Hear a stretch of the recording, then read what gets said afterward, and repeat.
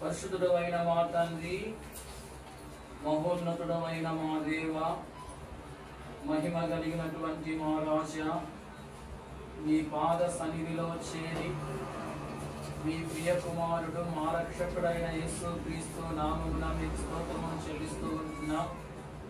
ఇంతవరకు మీరు మాకు సహాయపడుతూ వచ్చిన విధానంతో స్తోత్రములు. మా మధ్యలో ఉంచబడిన ప్రభు బలను బట్టి మిమ్మల్ని స్తుతిస్తూ ఉంటున్నాం. ఆరాధనలో భాగంగా ప్రభు బలను సమీపించక మునుపు మీ వాక్యం ద్వారా మాతో మీరు మాట్లాడుతున్నామని మీకు మనవి చేస్తూ ఉంటున్నాం. నిలబడుతున్నాం. మీ దాసుని మీరు కరుణించండి. అయోగ్యులను నిష్ప్రయోజకుడని నాయన మీ సన్నిధి నిలిచి పరిచర్య చేయడం ఏమాత్రము అర్హత లేని వాడును. మీరు నన్ను కరుణించి మీ కలవలసిన రక్తము చేత మీరు నన్ను కడిగి పవిత్రపరచండి. దయల తండ్రి, నమ్మకమైనటువంటి మా ప్రభువ, నన్ను మీ ఆత్మ పూర్ణంగా చేసి అభిషేకించి వాడుకోనండి. మీరు పలకరుస్తున్న దాన్ని బోధించిన సెలవిచ్చిన మాటని మీరు నా పక్షంగా నెరవేర్చండి. మా అందరితో మీ వాక్యం ద్వారా మాట్లాడుతురండి. మమ్మల్ని దర్శించండి, సంధించండి ప్రభువ. అయ్యా వాక్యం మీ వెలుగులో మాలో ఉన్న లోపల మేము గ్రహించి సరిచేసుకున్నట్లుగా సహాయం చేయండి. అలాగే ఎదుగుతున్న బలలో పాల్పొంగు పొందడానికి సహాయం చేయండి. ప్రతి విధమైన ఆటంకాలు దూరపరచండి, శత్రుకారం లయపరచండి. నాయన దైవ తల్లి పిల్లలను కూడా మీ స్వాధీనంలో ఉంచుకునండి. మీ ప్రజలు వాక్యం మీద మనసు ఉంచి శ్రద్ధతో వాక్యాన్ని మీరు మేలుకొంటే మీరే కార్యం చేయండి. మా ప్రార్థనలు అంగీకరించమని యేసు క్రీస్తు ప్రభు నామమున ప్రార్థించి స్తుతించి వేడు. సమయంలో ప్రభు ప్రజలంగా మనం ఏ రీతిగా ప్రభు కొరకు జీవించాలో పరిశుద్ధ గ్రంథంలో నుండి కొన్ని విషయాలను మనం చూద్దాం.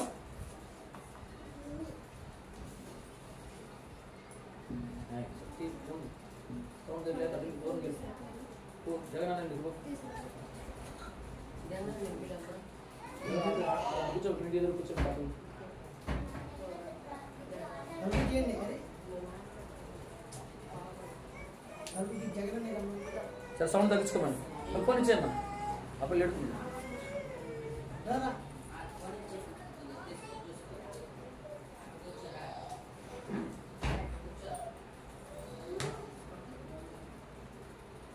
గలతీలకు రాసిన పత్రిక 6వ అధ్యాయము 2వ వచనం. ఒకని భారములో ఒకడు భరించి ఇలాగు క్రీస్తు నియమమును పూర్తిగా నెరవేర్చుడి. ఈ వచనములో పూర్తిగా అనే మాటను మనము గమనిస్తూ ఉంటున్నాం. ఈ సమయంలో పరిశుద్ధ గ్రంథములో నుండి 3 మాటలను మనం చూద్దాం. మొదటిది పూర్తిగా, రెండవది మనసు పూర్తిగా, మూడో మాట ఏంటంటే సంపూర్తిగా. గమనించండి, మనము పూర్తిగా చేయవలసిన కొన్ని కార్యాలు ఉన్నాయి. అలాగే మనసు పూర్తిగా చేయవలసిన కార్యాలు కూడా ఉన్నాయి. అలాగే సంపూర్తిగా చేయవలసిన కార్యాలు కూడా ఉన్నాయి. ఈ సమయంలో పూర్తిగా మనం చేయవలసిన 2 కార్యములు, అలాగే మనస్ఫూర్తిగా మనం చేయవలసిన 2 కార్యములు, అలాగే సంపూర్తిగా మనం చేయవలసిన 2 కార్యాలను గురించి మనం చూద్దాం. మొదటిగా పూర్తిగా మనం చేయవలసిన కార్యాలను గురించి మనము చూద్దాం. గలతీలకు రాసిన పత్రిక 6వ అధ్యాయము 2వ వచనములో పూర్తిగా అనే మాట రాయబడి ఉంది. ఇక్కడ మనం చూస్తున్నాం, ఒకని భారములను ఒకడు భరించి ఇలాగు క్రీస్తు నియమమును పూర్తిగా నెరవేర్చుడి అనే మాటను. మనము క్రీస్తు నియమాన్ని పూర్తిగా నెరవేర్చాలి. మనము క్రీస్తు నియమాన్ని పూర్తిగా నెరవేర్చాలి. మనం పూర్తిగా నెరవేర్చాలి అనే మాట ఇక్కడ రాయబడింది. దేన్ని మనం పూర్తిగా నెరవేర్చాలంటే క్రీస్తు నియమాన్ని. క్రీస్తు నియమం అనేది ఒకటి ఉంది. ఆ క్రీస్తు నియమాన్ని మనం ఏం చేయాలంటే పూర్తిగా నెరవేర్చాలి. ఏంది క్రీస్తు నియమము అంటే, ఈ వచనంలో మనం చూస్తున్నాం, ఒకరి భారములను ఒకడు భరించి అనే మాటను. ఒకరి భారాన్ని ఒకరము భరించుకోవడమే క్రీస్తు నియమాన్ని నెరవేర్చడం. మన జీవితంలో ఒకరి భారాన్ని ఒకరు భరించే వారంగా ఉన్నప్పుడు క్రీస్తు నియమాన్ని నెరవేరుస్తున్నట్లు, ఒకరి భారాన్ని ఒకరు భరించుకోకుండా మనం ఉన్నట్లయితే మనం క్రీస్తు నియమాన్ని నెరవేర్చినట్టు కాదు. పిల్లలు, మన జీవితంలో ఒకరి భారాన్ని ఒకరము భరిస్తూ క్రీస్తు నియమాన్ని పూర్తిగా నెరవేర్చే వారంగా ఉండాలి. పరిశుద్ధ గ్రంథములో మనం గమనించవచ్చు, సమూయేలు మొదటి గ్రంథము 11వ అధ్యాయంలో యాబేష్గిలాదు అనే ప్రాంతంలో నివాసం చేస్తున్నటువంటి ప్రజల మీదకి శత్రువులు వచ్చారు, అమ్మోనీలు వచ్చారు. ఇప్పుడు యాబేష్గిలాదు వారు ఎంతో ఇబ్బందిలో ఉన్నారు, ఎంతో ఆపదలో ఉన్నారు. వారికి ప్రమాదం అనేది పొంచి ఉంది శత్రువుల ద్వారా. అలాంటి పరిస్థితుల్లో మరి ఆ సంగతి సౌలుకు తెలిసింది. అప్పటికే సౌలు రాజుగా అభిషేకించబడ్డాడు. ఆ సంగతి సౌలుకు తెలిసింది. సౌలుకు తెలిసినప్పుడు సౌలు ఏం చేశాడంటే, ఆపదలో ఉంది యాబేష్గిలాదు వారు కదా, మరి ఆపద అనేది నాకు రాలేదు కదా, నేను బాగానే ఉన్నాను కదా అని చెప్పి అనుకోలే. ఏం చేశాడంటే, తాను ఇశ్రాయేలు అందరినీ సమకూర్చుకుని అమ్మోనుల మీదకి యుద్ధానికి వెళ్ళి వారిని ఓడించి యాబేష్గిలాదు వారికి ఎంతో మేలు చేస్తా వచ్చాడు. శత్రువుల బారి నుండి యాబేష్గిలాదు వారిని కాపాడుతూ వచ్చాడు.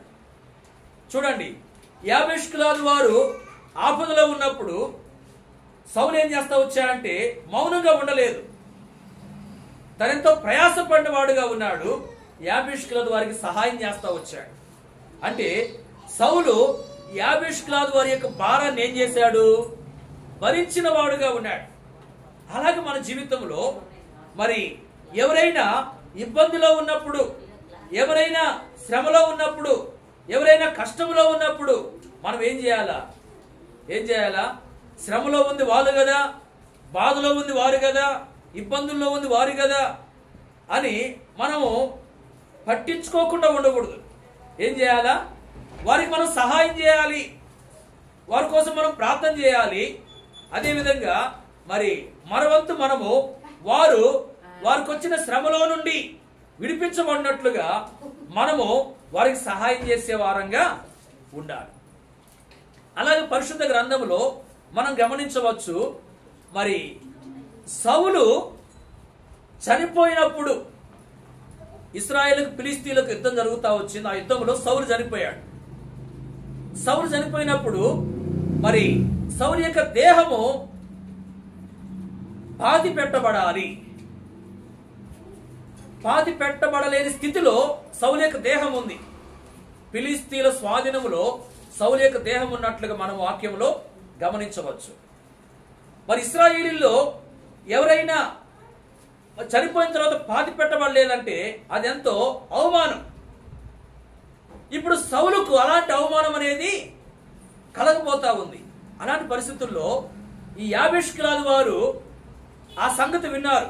సౌలు చనిపోయాడు, అతని యొక్క కళేబరములు మరి శత్రువుల స్వాధీనంలో ఉన్నాయని చెప్పి వీళ్ళు తెలుసుకున్నారు. వీళ్ళు తెలుసుకుని మరి వాళ్ళు పరాక్రమశాలు ఏం చేశారంటే, ఎంతో ప్రయాసముతో వెళ్ళి ఆ సౌలు యొక్క కళేబరములు అన్నింటినీ అతని యొక్క దేహాన్ని తీసుకొచ్చి ఏం చేశారంటే పాతి పెడతా వచ్చారు. సౌలుని ఏం చేశారు? పాతి పెట్టారు. చూడండి, అవమానం అనేది సౌలుకు రాబోతా ఉంది. అలాంటి పరిస్థితుల్లో యాబేష్గిలాదు వారు మౌనంగా లేరు. ఏం చేశారంటే, అవమానం రాకుండా ఉండేదాని కొరకై వారు ఎంతో ప్రయాసపడ్డారు. మరి సౌలు యొక్క దేహాన్ని పాతి పెడతా వచ్చారు. సౌలు యొక్క కళేబరములను పాతి పెట్టిన వారుగా ఉన్నారు. ఆ సంగతులు సమూయేలు మొదటి గ్రంథము చివరి అధ్యాయంలో వ్రాయబడ్డాయి. అలాగే సమూయేలు 2వ గ్రంథం 2వ అధ్యాయంలో కూడా వ్రాయబడ్డట్టు మనం చూడవచ్చు. చూడండి, ఇక్కడ యాబేష్గిలాదు వారు కూడా మరి సౌలుకు ఎంతో ఉపకారం చేసిన వారుగా ఉన్నారు. సౌలు యొక్క కళేబరాలను పాతిపెట్టి, అంటే వీళ్ళు కూడా మరి ఇతరుల యొక్క భారాన్ని భరించే అనుభవాన్ని కలిగిన వారుగా ఉన్నట్లు మనం చూస్తూ ఉంటున్నాం. చూడండి, సౌలు మరి యాబేష్గిలాదు వారి యొక్క భారాన్ని భరించిన వాడుగా ఉన్నాడు. యాబేష్గిలాదు వారు సౌలు యొక్క భారాన్ని భరించిన వారుగా ఉన్నారు. అంటే వీరు ఒకరికొకరు సహాయం చేసుకుంటా వచ్చారు. ఇలా మన జీవితంలో కూడా మరి ప్రభు ప్రజలంగా ఒకరికి ఒకరు మనం సహాయం చేసుకోవాలి. ఒకరి భారాన్ని ఒకరు భరించే వారంగా ఉండాలి. ఎవరైనా అనారోగ్యంతో బాధపడుతూ ఉన్నప్పుడు మనము మరి వారికి సహకారాన్ని అందించాలి. వారి కోసం మనం ప్రార్థన చేయాలి. ఎవరైనా ఆర్థిక ఇబ్బందుల్లో ఉన్నప్పుడు మనకు సామర్థ్యం ఉంటే మన యొక్క సహకారాన్ని వారికి అందించి అలాగే వారి కోసం ప్రార్థన కూడా చేయాలి. ఇలాగున మనము ఒకరి భారాన్ని ఒకరము భరించుకునే వారంగా ఉండాలి. ఒకరి భారాన్ని ఒకరు భరించుకోవడం అనేది క్రీస్తు నియమము.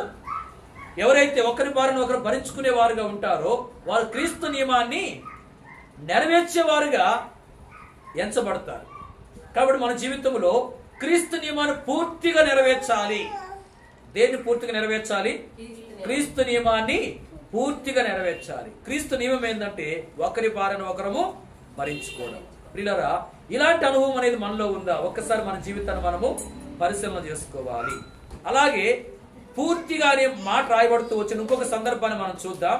చూడండి, రాజులు 2వ గ్రంథం, రాజులు 2వ గ్రంథము 15వ అధ్యాయము 34వ వచనం. 15:34. ఇతడు యెహోవా దృష్టికి నీతిగా ప్రవర్తించి తన తండ్రి అయిన ఉజ్జియా చర్యను పూర్తిగా అనుసరించెను. ఇక్కడ యోతాము అనే ఒక రాజును గురించి రాయబడింది. ఈ రాజు మరి యెహోవా దృష్టికి నీతిగా ప్రవర్తించాడు, తన తండ్రి అయిన ఉజ్జియా చర్యను పూర్తిగా అనుసరించాడు అని చెప్పి రాయబడింది. ఇక్కడ పూర్తిగా అనుసరించెను అనే మాట రాయబడింది. పూర్తిగా అనుసరించెను. మొదటి మాట ఏం చూసామంటే పూర్తిగా అనే మాటను గురించి మనం ధ్యానం చేస్తున్నాం. మరి పూర్తిగా నెరవేర్చుడి అనే మాటను చూసాం. ఇక్కడ ఏం చూస్తున్నామంటే పూర్తిగా అనుసరించుట అనే మాట చూస్తున్నాం. మరి పూర్తిగా అనుసరించుట. యోతాము అనే రాజు మరి యెహోవా దృష్టి నీతిగా ప్రవర్తిస్తూ తన తండ్రి ఉజ్జియా చర్యను పూర్తిగా అనుసరించాడు. ఉజ్జియా అనే రాజు ఆరంభంలో ఎన్నో మంచి లక్షణాలను కలిగి ఉన్నాడు. ఆ తర్వాత మనసును గర్వించి నష్టపోతా వచ్చాడు. మరి ఉజ్జియాలో మంచి లక్షణాలు ఉన్నాయి. ఆ ఉజ్జియా కుమారుడైన యోతాము తన తండ్రిలో ఉన్న మంచి లక్షణాలను పూర్తిగా అనుసరించిన వాడుగా ఉన్నాడు. ప్రియులారా, దీని ద్వారా మనము ఏమి నేర్చుకోవాలి అంటే ప్రభు ప్రజలంగా భక్తుల్లో ఉన్న మంచి లక్షణాలను మనము పూర్తిగా అనుసరించాలి. భక్తుల్లో ఉన్న మంచి లక్షణాలు పూర్తిగా మనం ఏం చేయాలి? అనుసరించాలి. వాక్యంలో అబ్రహాము జీవితాన్ని మనము గమనించినట్లయితే అబ్రహాము దేవునికి స్నేహితుడిగా పిలువబడతా వచ్చాడు. ఎట్లా దేవుని స్నేహితుడయ్యాడు? దేవుని మాటకు లోబడటం ద్వారా. దేవుని మాటకు లోబడేవారు దేవునికి స్నేహితులు అని చెప్పి వాక్యంలో రాయబడింది. గమనించండి, దేవుని మాటలకు లోబడి దేవునికి స్నేహితుడిగా అబ్రహాం పిలువబడ్డాడు. మనం కూడా అబ్రహాములోని యొక్క అనుభవాన్ని అనుసరించాలి. అబ్రహాములోని యొక్క లక్షణాన్ని అనుసరించాలి. అంటే మనం కూడా దేవుని యొక్క ఆజ్ఞలకు లోబడే వారంగా ఉండి దేవునికి స్నేహితులంగా చేయబడే విధానంలో మనము ముందుకు సాగాలి. అలాగే వాక్యంలో మోషేను గురించి మనం గమనించినట్లయితే మోషే నమ్మకమైన వాడుగా ఉన్నాడు. దేవుడు ఏమని చెప్పాడు? నా ఇల్లంతట్లో నమ్మకమైన వాడు అని చెప్పి మోషేను గురించి సాక్ష్యం ఇచ్చాడు. నమ్మకమైన వ్యక్తి అంటే దేవుడు అప్పగించిన పనులు నమ్మకంగా చేసేవాడుగా ఉన్నాడు. పిల్లల మనం కూడా మరి మోషేలో ఉన్న ఆ మంచి లక్షణాన్ని అనుసరించాలి. అంటే మనం కూడా నమ్మకస్తులంగా ఉండాలి. వాక్యం చదువుకునే విషయంలో, ప్రార్థన చేసుకునే విషయంలో, మందిరానికి వచ్చే విషయంలో, ఇతరులకు సువార్త చెప్పే విషయంలో, దేవుని పనులు చేసే విషయంలో ఎంతో మనము నమ్మకస్తులంగా ఉండాలి. అలాగే వాక్యంలో దావీదుని గురించి మనం చూసినట్లయితే దావీదుని గురించి దేవుడు ఏమైనా సాక్ష్యం ఇచ్చాడు? నా ఇష్టానుసారుడైన మనుషుడని సాక్ష్యం ఇచ్చాడు. అంటే దావీదు దేవునికి ఇష్టడుగా ఉన్నాడు. మనం కూడా ఈ లక్షణాన్ని కలిగి ఉండాలి, ఈ లక్షణాన్ని అనుసరించాలి. అంటే మనం దేవునికి ఇష్టంగా జీవించాలి, ఇష్టమైన కార్యాలను మనం చేసే వారంగా ఉండాలి. పిల్లరా, పరిశుద్ధ గ్రంథములో ఎంతోమంది భక్తులు మనకు కనబడతా ఉన్నారు, వారిలో మంచి లక్షణాలు ఉన్నాయి. పిల్లరా, ఆ మంచి లక్షణాలను మనం ఏం చేయాలి? అనుసరించాలి. అలాగే మరి ఈ భూమి మీద కూడా ఎంతో మంది భక్తి కలిగినటువంటి వ్యక్తులు ఉన్నారు, భక్త సింగారు లాంటి వాళ్ళు. అలాంటి మరి భక్తుల్లో ఉన్న మంచి లక్షణాలను మనం అనుసరించే వారంగా ఉండాలి. కొంతమంది మరి ఎంతో ప్రేమ చూపించేవారుగా ఉంటారు, ఎంతో ప్రేమ కలిగినటువంటి వారుగా ఉంటారు. మరి వారిలో ఉన్న మంచి లక్షణాన్ని మనం కూడా అనుసరించాలి. అంటే మనం కూడా ప్రేమ కలిగి ఉండాలి. కొంతమంది ఎంతో సహనం కలిగి ఉంటారు, ఎంతో సహనం కలిగి ఉంటారు. వారికి ఎంత అన్యాయం జరిగినా కూడా వారు సహించుకునేవారుగా ఉంటారు, కానీ ఏమాత్రం కూడా మరి వారు దేవునికి వ్యతిరేకమైన విధానంలో ప్రవర్తించరు. గమనించండి, మరి వారిలో ఉన్న ఆ సహనాన్ని మనం అనుసరించాలి. అంటే మనం కూడా సహనం కలిగి జీవించాలి. ఇలాగ మన జీవితంలో మరి భక్తుల్లో ఉన్న మంచి లక్షణాలను మనము అనుసరించే వారంగా ఉండాలి. భక్తుల్లో ఉన్న మంచి లక్షణాలను మనము అనుసరించాలి. ఇలా గమనించండి, మనము పూర్తిగా క్రీస్తు నియమాన్ని నెరవేర్చాలి. అలాగే పూర్తిగా భక్తుల్లో ఉన్న మంచి లక్షణాలను అనుసరించే వారంగా ఉండాలి. అలా మన జీవితం ఉందా? ఒకసారి మన జీవితాన్ని మనము పరిశీలన చేసుకోవాలి. అలాగే రెండో విషయాన్ని మనం చూద్దాం. రెండో విషయం ఏంటంటే మనస్ఫూర్తిగా. మనస్ఫూర్తిగా అనే మాట రాయబడిన రెండు సందర్భాలను మనము చూద్దాం. చూడండి, రాజులు మొదటి గ్రంథము 14వ అధ్యాయము 8వ వచనం. రాజుల మొదటి గ్రంథం 14:8. దావీదు సంతతి వారి యొద్ద నుండి రాజ్యమును తీసి నీకు ఇచ్చి ఉండినను, నా ఆజ్ఞలను గైకొని మనస్ఫూర్తిగా నన్ను అనుసరించి నా దృష్టికి ఏది అనుకూలమో దాన్ని మాత్రమే చేసిన నా సేవకుని దావీదు చేసినట్టు నీవు చేయక. ఈ వచనములో మనసు పూర్తిగా అనే మాట రాయబడింది. ఏ మాట? మనసు పూర్తిగా. చూడండి, ఇక్కడ దావీదుని గురించి మనం గమనిస్తా ఉంటున్నాం. దావీదు మనసు పూర్తిగా దేవుణ్ణి అనుసరించాడు. దావీదు మనసు పూర్తిగా దేవుణ్ణి అనుసరించిన వాడుగా ఉన్నాడు. ప్రియులారా, మన జీవితంలో కూడా మనస్ఫూర్తిగా దేవుణ్ణి అనుసరించాలి. దేవుణ్ణి అనుసరించాలి. దేవుణ్ణి అనుసరించడం అంటే ఏంటో వాక్యంలో మనం గమనించవచ్చు. పరిశుద్ధ గ్రంథంలో దావీదుని గురించి ఏమో దేవుణ్ణి అనుసరించాడు అని చెప్పి రాయబడింది.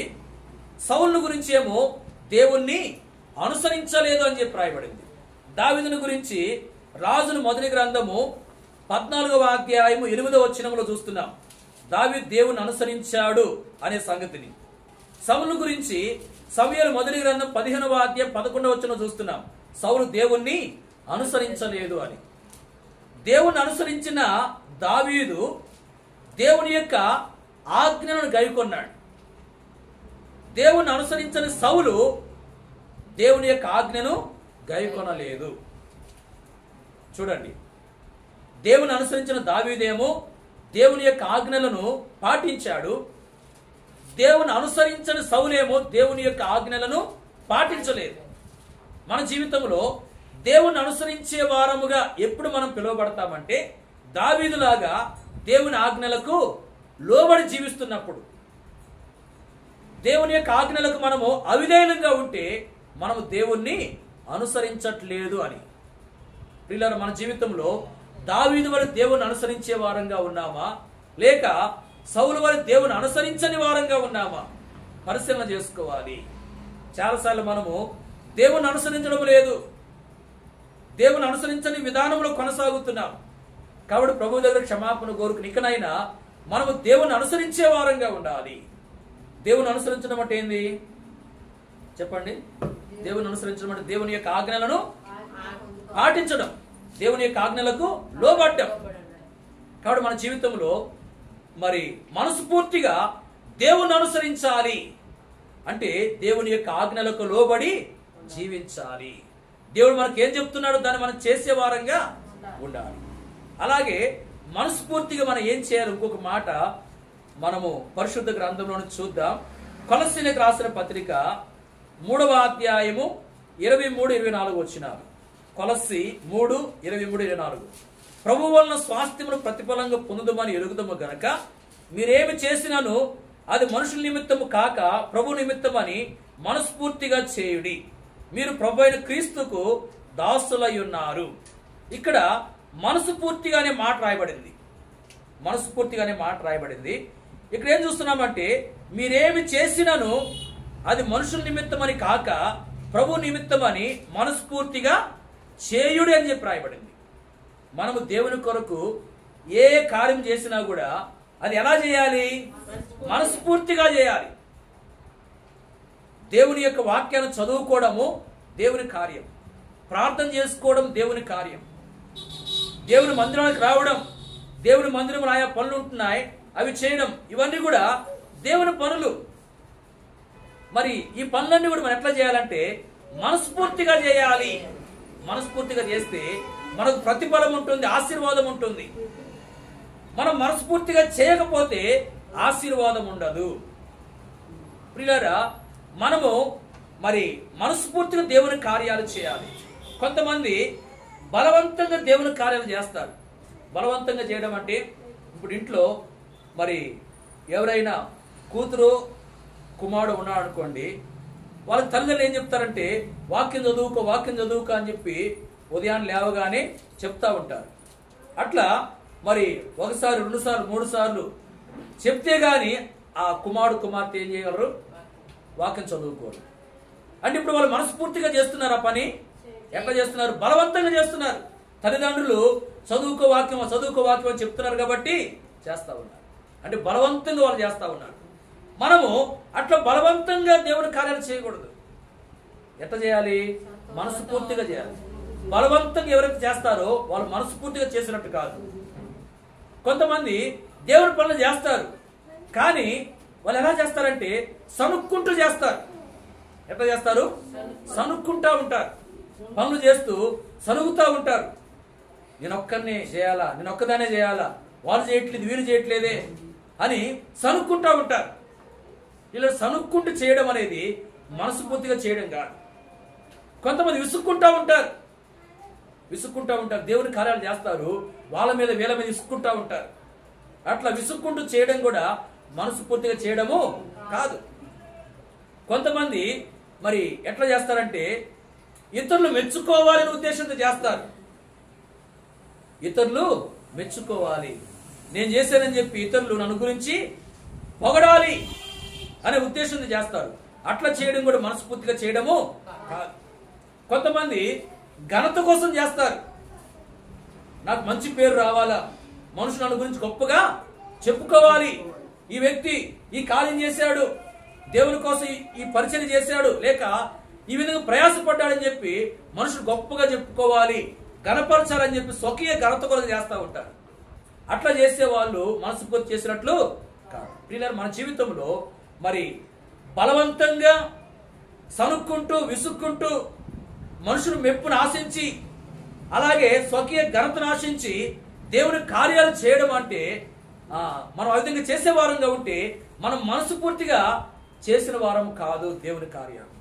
ప్రియులారా, మనము బలవంతంగా చేసే వారంగా కాక, విసుక్కుంటూ సనుక్కుంటూ దేవుని కార్యాలు చేసే వారంగా కాక, మనము మరి మనుషులు మెప్పును ఆశించి చేసే వారంగా కాక, స్వకీయ ఘనత కొరకు చేసే వారంగా కాక, మనము దేవుని యొక్క కార్యాలను మరి ఎంతో చక్కగా జరిగించాలి, పరలోకంలో దేవుడు నాకు బహుమానం సిద్ధపరుస్తాడు అనే ఆశతో ఆ గురితో మనం దేవుని యొక్క పని చేయాలి, దేవుని కార్యాలు చేయాలి. అది మనస్ఫూర్తిగా చేయడం. కాబట్టి ఈ విధంగా మనస్ఫూర్తిగా దేవుని యొక్క కార్యాలను మనం చేసే వారంగా సిద్ధపరచబడాలి. ప్రభా, నేను నీ కార్యాలు మనస్ఫూర్తిగా చేసే అనుభవంలో కొనసాగేదానికి సహాయం చేయమని ప్రభుని మనము వేడుకోవాలి. ఈ సమయంలో మనం చూస్తూ వచ్చాము, మనస్ఫూర్తిగా మనము చేయవలసిన 2 కార్యాలు. ఒకటేమో మనస్ఫూర్తిగా మనము దేవుని అనుసరించాలి, ఇంకొకటి ఏంది? మనస్ఫూర్తిగా దేవుని యొక్క కార్యాలను జరిగించాలి. అలాగే మూడో సందర్భాన్ని మనం చూద్దాం. మూడో విషయాన్ని, మూడో మాట ఏంటంటే సంపూర్తిగా. ఏ మాట? సంపూర్తిగా. చూడండి, దినవృత్తాంతములు 2వ గ్రంథము 24వ అధ్యాయం. దినవృత్తాంతములు 2వ గ్రంథము 24వ అధ్యాయము 13వ వచనం. 24:13. ఈలాగు పనివారు పని జరిగించి సంపూర్తి చేసిరి. వారు దేవుని మందిరమును దాని యథాస్థితికి తెచ్చి దాన్ని బలపరిచిరి. ఈ వచనములో సంపూర్తి అనే మాట రాయబడింది. ఈ వచనంలో సంపూర్తి. దినవృత్తాంతం 2వ గ్రంథము 24వ అధ్యాయం 13వ వచనములో సంపూర్తిగా అనే మాట చూస్తున్నాం. గమనించండి, యెహోయాదా అనే వ్యక్తి యాజకుడుగా ఉన్నప్పుడు, అలాగే యోవాషు అనే వ్యక్తి రాజుగా ఉన్నప్పుడు యోధా వారికి మరి దేవుని యొక్క మందిరం కొంత పాడైపోతా వచ్చింది. పాడైపోయినప్పుడు మరి ఆ మందిరం యొక్క పనులను వారు జరిగిస్తా వచ్చారు. అలాగున పని వారు ఏం చేశారు? పని జరిగించి సంపూర్తి చేశారు. సంపూర్తి చేశారు. ఇక్కడ రాయబడింది, వారు దేవుని మందిరమును దాని యథాస్థితికి తెచ్చి దాన్ని బలపరిచి అని చెప్పి రాయబడింది. యథాస్థితికి దాన్ని తీసుకొచ్చారు. అని ఇక్కడ మందిరం పనిని వారు సంపూర్తి చేసినట్లుగా మనము గమనిస్తూ ఉంటున్నాము. ప్రియులారా, మనం కూడా మందిరం యొక్క పనిని సంపూర్తి చేయాలి. ఏ పనిని చెప్పండి? మందిరం యొక్క పనిని సంపూర్తి చేయాలి. మందిరం యొక్క పని అంటే గమనించండి, మన యొక్క దేహమే దేవుని ఆలయము. అంటే మన దేహమే దేవుని మందిరం. ఇప్పుడు ఈ మందిరము మరి దేవుని మందిరమైన ఈ దేహములో ఒకవేళ అపవిత్రత లేక చెడుతనము లేక పాపం ఏదైనా ఉంది అంటే ఈ మందిరం ఏమైనట్టు? పాడైపోయినట్లు. ఈ మందిరం యొక్క స్థితి సరిగా లేనట్లు. కాబట్టి ఏం చేయాలి? మనము ఈ మందిరం యొక్క పని చేయాల. పని చేయడం అంటే దేవుని ఆలయమైన ఈ దేహం యొక్క పని చేయాల. ఏం చేయాలి? మనము మనలో ఉన్నటువంటి అపవిత్రత, మనలో ఉన్న పాపము, మనలో ఉన్న చెడుతనము తొలగిపోనట్లుగా మనం ఎంతో ప్రయాసపడాలి, ప్రభుని వేడుకోవాలి. ఆ విధంగా దేవుని ఆలయమైన మన దేహాన్ని మనము బాగు చేసుకుని మన దేహము దేవుడు నివసించడానికి యోగ్యమైనదిగా ఉన్నట్లుగా మనం ప్రయత్నం చేసేవారంగా ఉండాలి. మనం సిద్ధపరచుకోవాలి. ఈ విధంగా మనము మరి దేవుని మందిరమైన మన దేహం యొక్క పని మనం చేయాలి. మన దేహము దేవుని మందిరము. ఇది దేవుడు నివసించడానికి యోగ్యమైనదిగా మనం సిద్ధం చేసుకోవాలి. మరి మన దేహము దేవుడు నివసించడానికి యోగ్యమైనదిగా లేకపోతే ప్రభు యొక్క రాకడలో మనం ఏం చేయబడతాము? విడువబడతాం. కాబట్టి మన జీవితంలో దేవుని మందిరమైన మన దేహాన్ని, ఈ దేహం యొక్క పనిని మనం జరిగించాలి. ఈ దేహము దేవుడు నివసించడానికి యోగ్యమైనదిగా సిద్ధపరచబడినట్లుగా మనము దాని యొక్క పని చేయాలి. దానిలో ఉన్న అపవిత్రతను తొలగించుకోవాలి. దానిలో ఉన్న చెడుతనం తొలగించుకోవాలి. దేవునికి విరోధమైన వాటన్నిటిని తొలగించుకుని ఎంతో పవిత్రం చేసుకోవాలి ప్రభు యొక్క సహాయం చేత. అలాగూ దేవుని ఆలయమైన మన దేహం యొక్క పని మనం చేసుకుంటూ మరి ఇతర విశ్వాసులు ఎవరైతే ఉన్నారో మరి వారి యొక్క దేహాలు కూడా దేవుని యొక్క ఆలయాలే కనుక మరి వారు కూడా దేవుడు నివసించడానికి యోగ్యులుగా ఉన్నట్లుగా వారి కోసం కూడా మనం పనిచేయాలి. అంటే వారి కోసం మనం ప్రయాసపడాలి. వారి కోసం కూడా మనం ప్రార్థన చేసే వారంగా కూడా ఉండాలి. మరి గమనించండి, మనం దేవుని యొక్క మందిరం యొక్క పనిని సంపూర్తి చేయాలి. సంపూర్తి చేయాలి. మందిరం అంటే మన దేహమే దేవుని మందిరం. ఈ మందిరము సరైనదిగా ఉన్నట్లుగా మనం ఎంతో పనిచేసే వారంగా ఉండాలి. అలాగే మన కొరకు ఇతరుల కొరకు మనము ప్రయాసపడే వారంగా ఉండాలి. మందిరం యొక్క పనిని సంపూర్తిగా చేయాలని వాక్యం మనకు తెలియపరుస్తూ ఉంది. అలాగే సంపూర్తిగా అనే మాట రాయబడి ఇంకొక సందర్భాన్ని చూద్దాం. చూడండి, లూకాసు వార్త 7వ అధ్యాయం 1వ వచనం. లూకాసు వార్త 7:1. ఆయన తన మాటలన్నీ ప్రజలకు పూర్తిగా వినిపించిన తర్వాత కపెర్నహూములోనికి వచ్చాను. ఇక్కడ ఏం రాయబడింది? సంపూర్తిగా అనే మాట రాయబడింది. లూకాసు వార్త 7వ అధ్యాయం 1వ వచనంలో యేసు ప్రభువారి శరీరధారుకున్న దినాల్లో మరి ప్రజలకు సంపూర్తిగా తన మాటలన్నీ వినిపించాడు. ఏం వినిపించాడు? తన మాటలన్నీ సంపూర్తిగా వినిపించాడు. తన మాటలు అంటే దేవుడు, అంటే తండ్రి అనే దేవుడు ఏ మాటలైతే బోధించమని సెలవిచ్చాడు ఆ మాటలు. అంటే ఇక్కడ యేసు ప్రభు చెప్తున్న మాటలన్నీ కూడా తండ్రి అనే దేవుని యొక్క మాటలు. అంటే దేవుని యొక్క మాటల్ని శరీరధారిగా ఉన్న యేసు ప్రభు ఏం చేశాడంటే ప్రజలకు సంపూర్తిగా వినిపించాడు. ఇలా ఇది ఏం చూపిస్తుంది అంటే మనము దేవుని మాటలను ఇతరులకు వినిపించాలి. దేవుని మాటలను ఇతరులకి వినిపించాలి. దేవుని మాటలు అంటే ఏంది? ఈ పరిశుద్ధ గ్రంథంలోని విషయాలు. ఈ పరిశుద్ధ గ్రంథంలోని మాటలే దేవుని మాటలు. ఈ పరిశుద్ధ గ్రంథంలో ఉన్న ఈ మాటలను మనం ఏం చేయాలంటే అనేకులు వినిపించాలి.